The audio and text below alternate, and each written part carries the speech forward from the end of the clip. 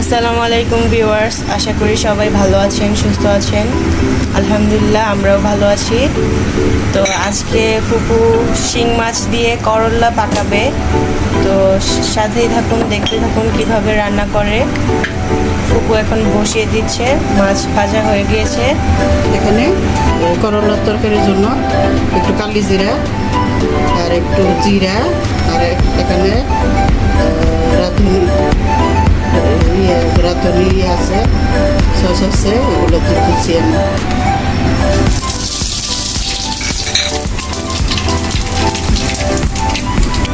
করলাটা দিলে এটা অনেক ভালো একটা ফ্লেভার আসে।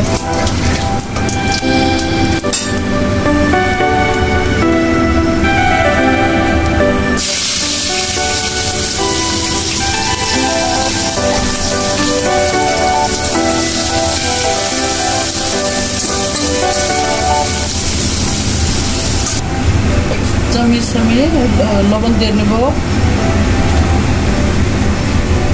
আমি এটা পেঁয়াজ বাটা, একটু আদা রসুন দিয়ে নিতেছি, কাঁচামরিচ পেস্ট, এটাতে আমি শুকনো মরিচ দেবো না, গুঁড়া মরিচ দেবো না, খালি কাঁচামরিচ দিয়ে রান্না করবো।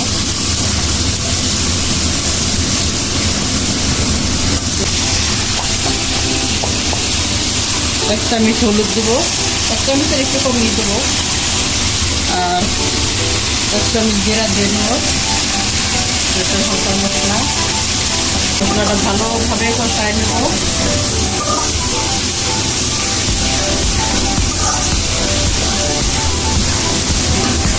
আমার মশলাটা কষানো হয়ে গেছে, এখন আমি সবজিগুলো দিয়ে দেবো।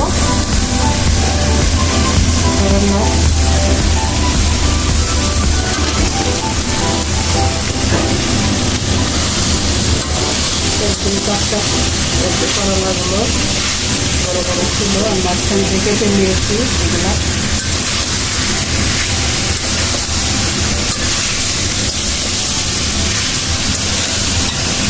আমারও আগে ভালো লাগতো না, আমার মাথাতে চাইতো, কিন্তু এগুলো তো অনেক বেশি পিঠা, এগুলো তরকারি কীভাবে খাবো।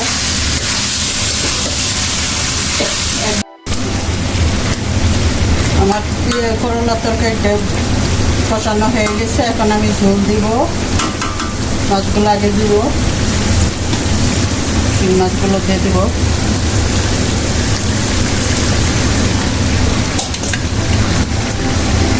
শিং মাছগুলো আমি ভেজে নিয়েছি, একটু ভালো করে ভাজছি, ভাজলে ভালো হয়। মাছ মাছাকে একটু ভেজে নিয়েছি। এখন আমি দেখেন আমি কীভাবে মাছগুলো ভেজে নিয়েছি, ভাজবেন আপনারাও। আমি গরম পানিটা দিয়ে দেবো। আমি সবসময় করলাতে আপনারা চেষ্টা করবেন গরম পানিটা দেওয়ার জন্য।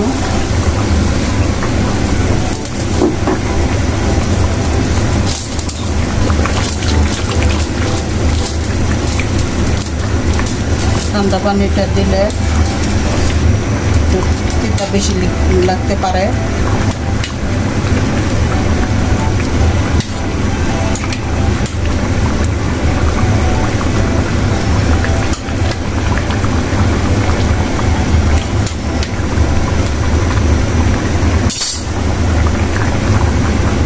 আমি যেভাবে আপনাদের দেখালাম এইভাবে আপনারা চেষ্টা করবেন, হয়তো আপনারাও পারেন, কিন্তু তারপরেও আমি যেভাবে রান্না করলাম সেইভাবে আপনারা ট্রাই করবেন।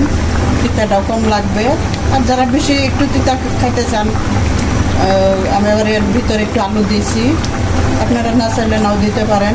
যারা একটু তিতা পছন্দ করেন তারা আলু ছাড়াও খেতে পারেন। এইভাবে আপনারা রান্না করবেন, দেখবেন ভালো লাগবে।